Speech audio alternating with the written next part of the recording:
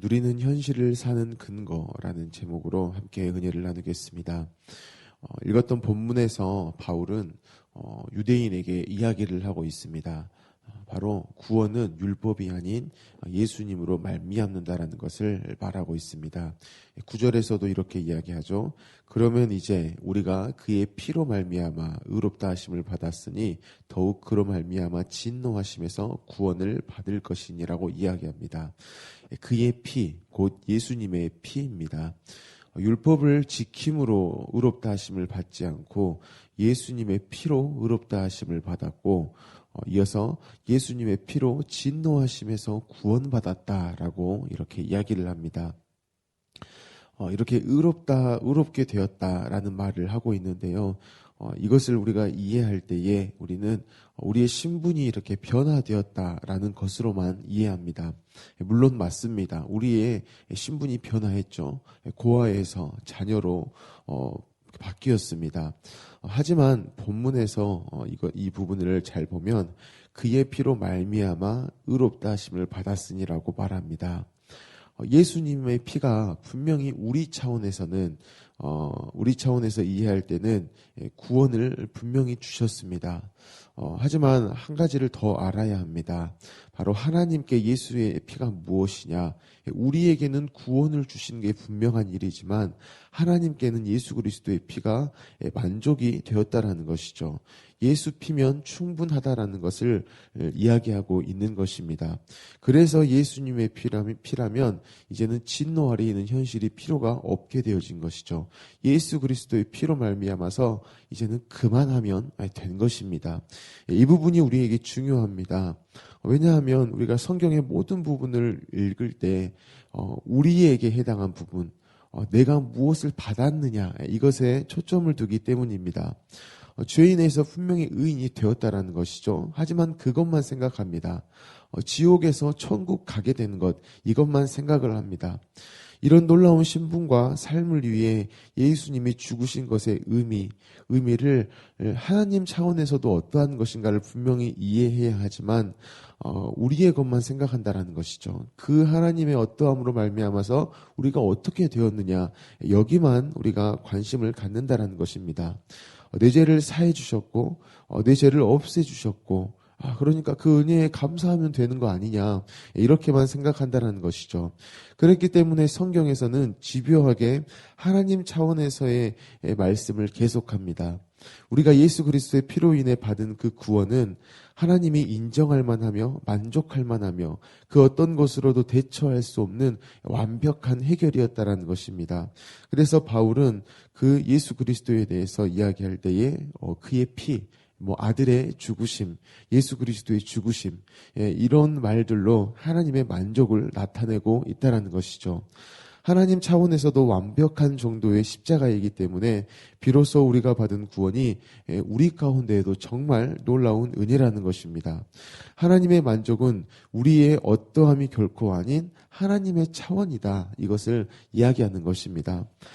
이러한 원리가 있었고 이런 것을 계속 바울이 이야기했다라는 거예요. 그렇기 때문에 유대인에게는 이러한 하나님의 방법, 십자가, 이것이 거리끼는 것이라고 이야기합니다. 고린도전서 1장 23절입니다. 우리는 십자가에 못 박힌 그리스도를 전하니 유대인에게는 거리끼는 것이요 이방인에게는 미련한 것이로되 라고 이야기합니다. 공동 번역을 보니까 유대인에게는 거리끼는 것이요, 이 부분을 이렇게 번역했습니다. 비위에 거슬리는 것이요 라고 이야기합니다. 유대인에게 있어서 십자가는 거리끼는 것, 비위에 거슬리는 것입니다. 왜냐하면요, 바로 이 예수 그리스도의 십자가, 하나님이 이 예수 그리스도의 십자가로만 만족하셨기 때문입니다. 이 말이 무슨 말을 뜻하냐면 유대인에게는 지금까지 그들이 했던 모든 노력, 그것은 무효라는 것을 뜻합니다. 지금까지 했던 구원에 대한 모든 일이 무가치하다는 것을 지금 드러내버린 말이 바로 이 고린도전서 1장 23절, 바로 십자가에 못 박힌 예수 그리스도라는 것이죠. 유대인들은 지금까지 구원을 위해서 열심히 달려왔습니다. 바로 하나님을 만족시키기 위해서 달려왔다라는 것이죠. 하지만 하나님께서는 나는 예수 그리스도로만 만족했어 라고 이렇게 말씀하시니까 유대인에게 있어서는 그야말로 그 예수 그리스도의 피는 비위에 거슬리는 말입니다. 하나님은 분명히 만족하다라고 하셨는데 유대인들에게는 불만족이라는 것이죠. 그래서 바울은 18절에도 이렇게 이야기했습니다. 십자가의 도가 멸망하는 자들에게는 미련한 것이요 구원을 받는 우리에게는 하나님의 능력이라라고 이야기합니다. 십자가는 멸망하는 자들, 곧 그 스스로 구원을 이루려는 사람들에게는 미련한 일입니다.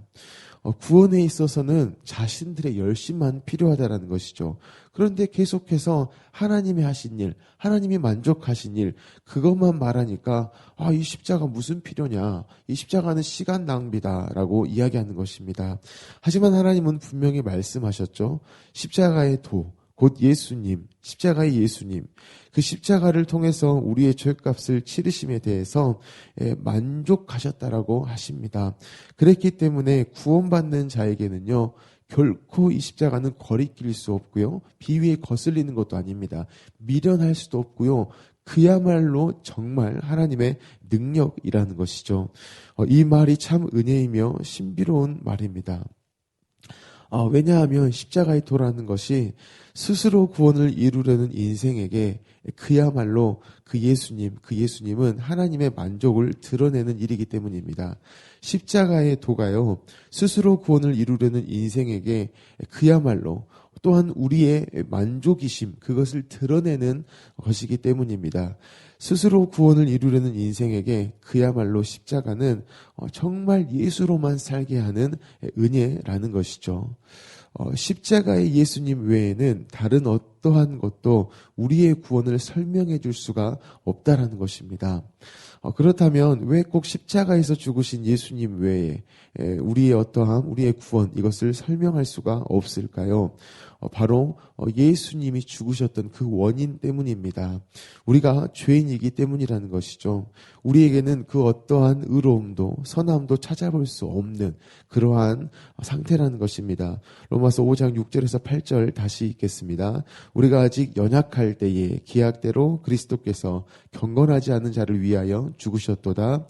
의인을 위하여 죽는 자가 쉽지 않고 선인을 위하여 용감히 죽는 자가 혹 있거니와 우리가 아직 죄인 되었을 때에 그리스도께서 우리를 위하여 죽으심으로 하나님께서 우리에 대한 자기의 사랑을 확증하셨느니라 라고 말씀합니다. 6절에서 8절 여기에서 우리가 두 가지를 생각해야 합니다. 먼저는 하나님이 하신 일, 그리고 우리의 상태입니다. 하나님이 하신 일을 먼저 보면 6절에서 기약대로라고 이야기합니다. 약속한 때가 되었다라는 뜻입니다. 하나님은 우리에게 먼저 약속을 하셨는데요, 그 때가 되어졌다라는 것이죠. 그래서 기약대로 그리스도께서 경건하지 않는 자를 위하여서 죽으셨다라고 이야기합니다. 또한 8절에서 이야기합니다. 자기의 사랑을 확증하셨다. 우리가 죄인 되었을 때에 그리스도를 우리를 위하여 죽이신 것, 그것이 하나님께는 어떠한 일이냐? 확증되어진 일이라는 것이죠. 바로 우리를 사랑하신다라는 것, 그것을요, 이 그리스도를 죽이시는 방법으로 제안하셨다라는 겁니다. 구원에 대해서 이야기를 할 때에 우리로 하여금 다른 말을 하지 못하도록 하신 것입니다. 이 방법밖에 없다. 이것이 확실하다. 이것이면 됐고 나는 이것으로 만족했다라는 것을 말씀합니다. 이렇게 이야기하신 것이죠. 내가 너희를 사랑하는데 그것을 확실히 보여줄게. 그런데 그 방법이 십자가야라고 말하는 것입니다. 왜 이렇게 하셨을까요? 바로 우리의 상태 때문입니다. 우리의 상태를 또한 6절에서 8절에 이야기를 하고 있습니다. 6절에 보니까 연약한 상태, 경건하지 않는 상태, 8절에는 죄인의 상태라고 이야기합니다. 그런데 7절에서는 우리의 상태를 정말 적나라하게 보여주는 말들을 합니다. 의인을 위하여 죽는 자가 쉽지 않고 선인을 위하여 용감히 죽는 자가 혹 있거니와 라고 이야기하는데요. 이 7절에 의하면 누군가가 누구를 위해 죽는 일 있다라고 이야기합니다. 쉬운 일은 아니지만 의로운 사람을 위해서 죽기도 합니다. 자주 있는 일은 아니지만 착한 사람을 위해서 죽는 자도 더러 있다라고 이야기합니다. 왜냐하면 의인하고 선인 이들은요 쓸만한 사람들이기 때문입니다. 그들은 괜찮은 사람들이기 때문이죠. 그렇기 때문에 선인과 의인을 위하여서 누군가가 죽기도 한다는 것입니다. 하지만 하나님은 죄인된 우리, 결코 쓸만하거나 괜찮지 않는 우리를 살리셨습니다. 이 부분이 모순이 되어집니다. 살릴 가치가 없는 자들인데 살려버렸다는 것이죠. 그렇다면 이게 무엇을 말할까요? 바로 우리의 어떠함 때문에 우리가 구원받은 게 아니라는 것을 이야기하는 것입니다. 우리의 어떠함이요, 하나님으로 하여금 우리를 예뻐하시도록 했고, 하나님으로 하여금 인정을 받게 했고, 우리의 어떠함이 하나님으로 하여금 우리를 살릴 만한 그 마음을 갖게 했고가 아니라는 것이죠. 우리의 어떠함은 전혀 하나님께 쓸만한 것이 못 되었다라는 것입니다. 우리의 어떠함은 결코 하나님께 괜찮지 않다는 것이죠. 더 이상 두고 볼 수 없는 그야말로 끝나버린 상태가 바로 우리의 상태라는 것입니다. 그런데 하나님께서는 그러한 우리를 진노 아래에서 심판받고 끝나도록 두시지 않으시고 그 해결을 위해서 예수 그리스도를 죽이셨다라는 것입니다. 왜 그렇게 하셨을까? 바로 우리를 사랑하셨기 때문이죠. 고아인 우리, 그런 우리를 그냥 두시지 않으시고 자녀로서 회복을 하셨다는 것입니다. 왜냐하면 하나님은 아버지이시고요, 우리는 자녀이기 때문입니다. 하나님께서 이 관계를 정하여 버리셨다는 것이죠. 이 확실한 관계, 이것 때문에 하나님께서는 예수 그리스도의 값을 치르시고 우리를 구원하셨다는 것입니다. 그러므로 사랑하는 성도 여러분, 우리가 누리는 현실을 사는 근거로서 생각할 때에요, 하나님 차원에서의 일들을 늘 기억하셨으면 좋겠습니다. 하나님의 사랑, 곧 예수님 밖에 없다라는 것이죠. 누리는 현실을 사는 근거, 구원의 어떠함을 우리가 받고 그 구원을 살아감에 있어서 절대 우리의 어떠한 것에 우리가 기준을 둘 수 없다라는 것입니다. 그러할 상태도 아니었다라는 것이죠. 전혀 그렇게 괜찮거나 쓸모있거나 그런 상태가 아니었다라는 것을 기억하시고, 그러한 우리 인생 가운데에 예수 그리스도를 내어주심으로 말미암아서 우리를 사랑하셨다라는 것, 이것이 우리의 이미 일어난 일이니까요, 우리가 마음으로 받아들이고 사는 것입니다. 더 이상 내 손에 들려진 어떠한 것, 그것을 가지고 하나님의 사랑을 내가 받았어, 이렇게 착각하며 살지 않아야 한다는 것입니다. 그래서 계속해서 우리는 하나님의 말씀하신 그 예수 그리스도, 그 십자가를 바라보면서 살아가야 합니다. 그때에 우리가 또한 함께 고백하는 것이 하나님의 예수 그리스도를 죽이시고 만족하셨다라는 그것, 이게 우리의 고백이 되어진다는 것이죠. 우리를 사랑하신다는 것이 이미 예수님으로 인해서 충분하게 드러나 버렸구나. 이미 예수 그리스도를 통하여서 정말 만족하게 확증되어졌구나. 이렇게 고백을 한다는 것입니다.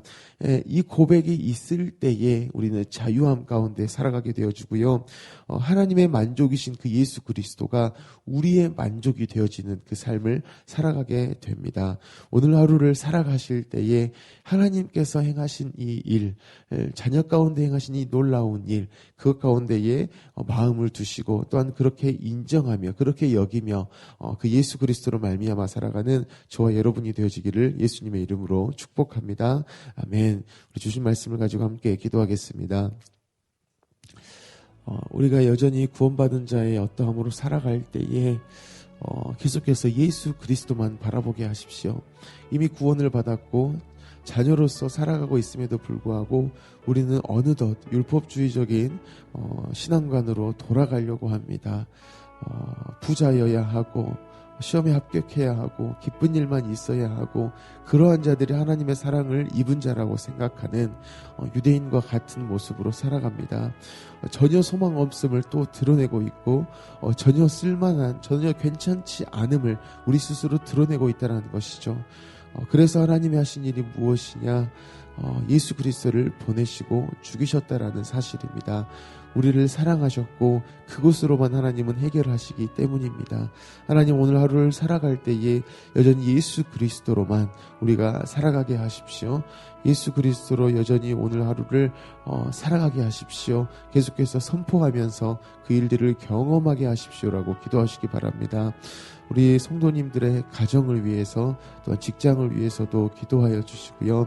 우리 청년부를 위해서 기도하실 때에 오늘 직장과 학교 가운데 나가는 모든 청년들이 예수 그리스도의 십자가를 바라보며 하나님의 사랑이 충분히 우리 가운데에 이미 베풀어졌음을 기억하며 삶을 살아내도록, 그렇게 살아가는 제물로서 주와 동행하며 살아가는 우리 청년 되기를 기도하시기 바랍니다.